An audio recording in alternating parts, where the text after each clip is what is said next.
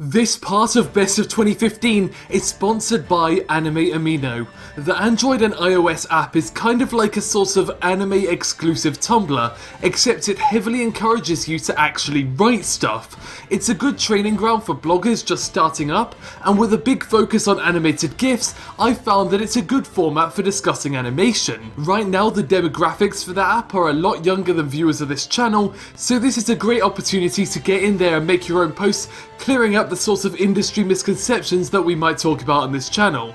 I've already started with short articles covering the importance of anime character designers, why people are wrong about Toei animators, and why the quote unlimited budget works has zero basis. You can follow me on the app under the Canipa effect.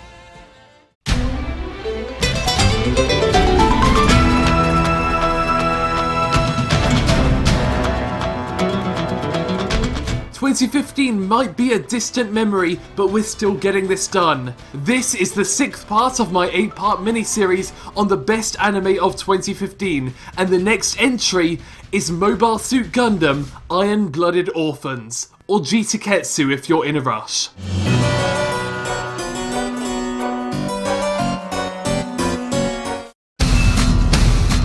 I sit in a strange place within the world of Gundam fans, as someone whose favourite series was the first and strongly dislikes Gundam Zeta. The reasoning is that the first Gundam embraced this brilliant mix between slice-of-life sort of moments and military conflicts, as we follow a cast of inexperienced teenagers aboard the White Base, a beautiful spaceship that acts as the home and fort of this group of teenagers under the command of Captain Bright Noah. And as they travel from colonies to space and to Earth, each of them has the opportunity to grow throughout the many conflicts, whether they be physical or emotional. Basically, Gundam is good, and G-Tekketsu feels like a throwback in its focus on crew relations and adventure. With the space politics being a mere backdrop to conflicts, there's a heavy focus on how Orga is treated as a leader, his own personal conflicts over whether he feels like he's controlling Mikazuki, and various other conflicting ideals as this group of child soldiers work to restore their own agency in the universe. It's slow, but it's also careful, giving characters those moments of reflection as we sit by begging for their fortunes to change. And it's that mixed bag of episodes that really keeps it going. It's no endless series of battles, nor is it a slice of life in space, but rather something that's willing to juxtaposition itself in a way that gives us the opportunity to connect with the members of Tekkadan in new ways. Whether it's seeing them in awe at travelling the galaxy, or just learning to read and write, every moment they're in danger is one where we're on the edge of our seats. With a new core staff on board, they're able to deliver this emotional resonance in entirely different ways to previous entries, whilst keeping the battles intense and exciting.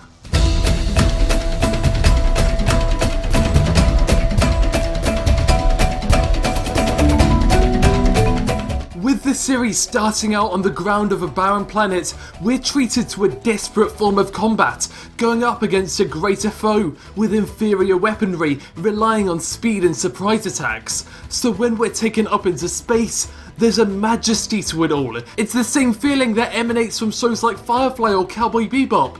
As the former states in its theme song, "You can't take the sky from me," because there's a certain freedom and beauty to it all, leaving everything behind. And once they're in space, whilst the dynamics of combat change, the mindset doesn't, and there's a level of creativity to every battle. Assembled at Sunrise Studio 3 by much of the Gundam Build Fighter staff, these battles are brought alive with the beauty of 2D mecha animation, something that's becoming more and more of a rarity as the standards are raised without the people to make it.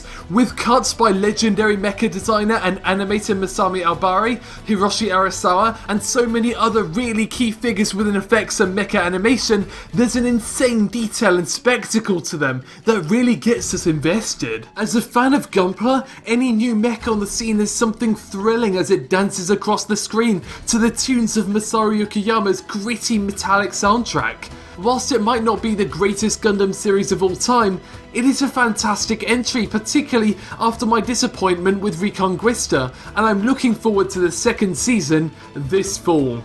Thanks for watching the Canipa Effect. The next Best of 2015 entry will be out soon, but the next video on the channel is a studio spotlight on Ufotable.